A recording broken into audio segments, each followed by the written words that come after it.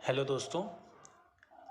आज हम स्टार्ट कर रहे हैं जो Kohlberg theory of moral development में मैंने आपको पहले बताया था मॉरल रीजनिंग मॉरल डायलेमा के बारे में।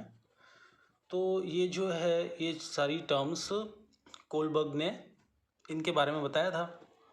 अब कोलबर्ग ने मॉरल रीजनिंग जो है ये कहाँ से ये इस टर्म को कहाँ से निकाला इसने इसके लिए उसने काफ़ी सारे एक्सपेरिमेंट किए।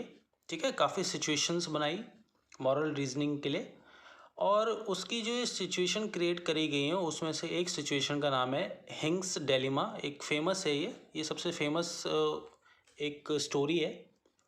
तो मैं इसके बारे में आपको बताता हूँ और फिर इससे रिलेटेड कुछ और चीज़ें हैं वो आपको बताऊँगा। ठीक है, चलिए इसे स्टार्ट करते हैं। अब ये हिंग्स डेलिमा है क्या? देखिए, जो हिंग्स है ये एक आदमी का नाम है। ठीक है, तो होता क्या है इस स्टोरी में, जो हिंग्स है इसकी वाइफ बीमार होती है। ठीक है, इसकी वाइफ को एक डिजीज़ हो जाता है, एक डेडली डिजीज़ हो जाता है।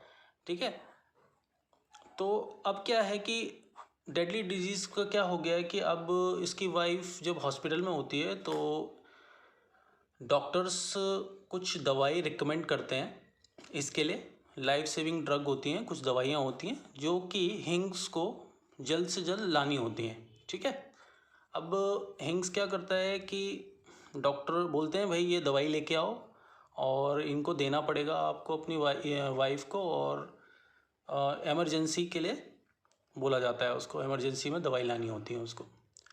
तो अब होता क्या है कि हिंग्स जाता है एक केमिस्ट की शॉप में। अब उस समय की बात है जब ये कहानी बनी है, तो उस समय होता क्या है कि जो केमिस्ट होते थे वो खुद ही दवाई बनाते थे। ठीक है, जो केमिस्ट होते थे ना वो क्या करते थे, आजकल की तरह नहीं कि बैठ के दवाई बेचते हैं, वो लोग दवाई खुद ही बनाते थे।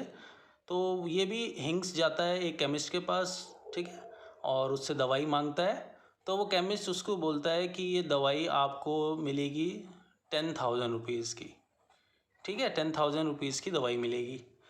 लेकिन हिंग्स के पास होते हैं, समझ लीजिए जैसे 8,000 रुपीज़। कितने होते हैं 8,000 रुपीज़? तो 2,000 रुपये कम होते हैं।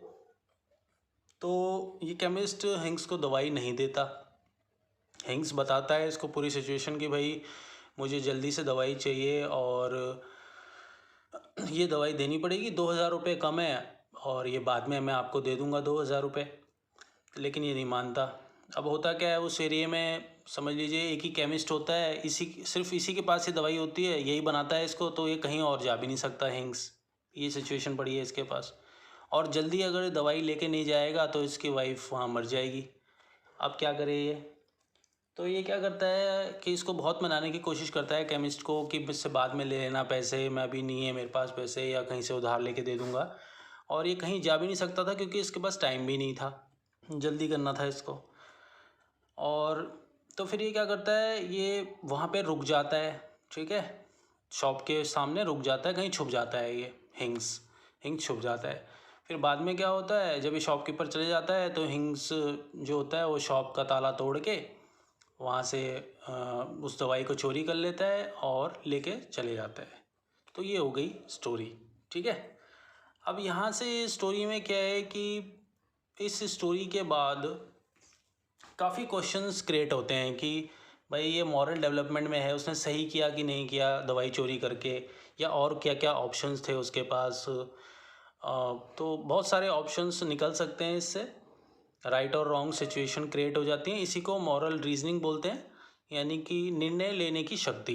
ठीक है, तो अब कोलबर्ग ने क्या किया, ये एक कहानी जो मैंने आपको बताई हिंग्स की कहानी है ये, इस कहानी को उसने कई एज ग्रुप के लोग बच्चों को और लोगों को, अलग अलग एज के लोगों को सुनाई है कहानी, और कुछ क्वेश्चंस उनके सामने पुट अप किए। जैसे इस कहानी के और क्या क्या ऑप्शंस थे उसके पास, उसने सही किया कि नहीं किया, आप होते तो क्या करते ऐसी सिचुएशन में। तो ये कहानी उसने सबको सुनाई। ठीक है, और उन क्वेश्चनों के हिसाब से फिर आप अलग अलग एज ग्रुप के हिसाब से लोगों ने अलग अलग टाइप के आंसर्स दिए। ठीक है, तो इसी को इसने लेवल में कन्वर्ट कर दिया। ये कोलबर्ग है ना, इसने तीन अलग अलग लेवल्स में इसको बांट दिया। ठीक है, अब वो लेवल्स क्या क्या थे? देखिए 3 लेवल में इसने बांटा है इसको। मैं बताता हूँ क्या क्या है वो। पहला लेवल, दूसरा लेवल और तीसरा लेवल, इन 3 लेवल में बांटा। पहले लेवल को बोलते हैं प्री एडोलसेंस, ठीक है। प्री एडोलसेंस की जो एज वाले हैं वो इसमें आएंगे, ठीक है। तो ये वाले फिर एडोलसेंस हो गए ना, ये वाले एडोलसेंस, सेकंड वाले एडोलसेंस। थर्ड वाले हो गए पोस्ट एडोलसेंस, ठीक है। थर्ड वाले पोस्ट एडोलसेंस, यानी कि ये बच्चे हो गए लगभग, ऐसा समझ लीजिए आप 11 साल से नीचे की उम्र वाले।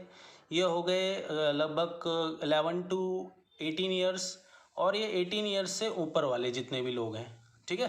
ये 3 एज वाले लोगों से पूछा है इसने। चलिए इसके आगे बताता हूँ। ये जो पहली स्टेज थी प्री एडोलसेंस की, जिसमें लगभग 11 साल तक के बच्चे थे, इसमें इनसे कुछ क्वेश्चंस पूछे गए इस स्टोरी के बारे में, हिंग्स डिलेमा की जो मैंने अभी स्टोरी सुनाई, और इनसे क्वेश्चन पूछे गए।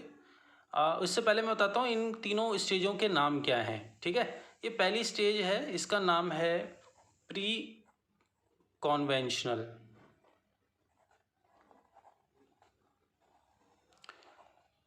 ठीक है। पहली स्टेज का नाम प्री कॉन्वेंशनल है।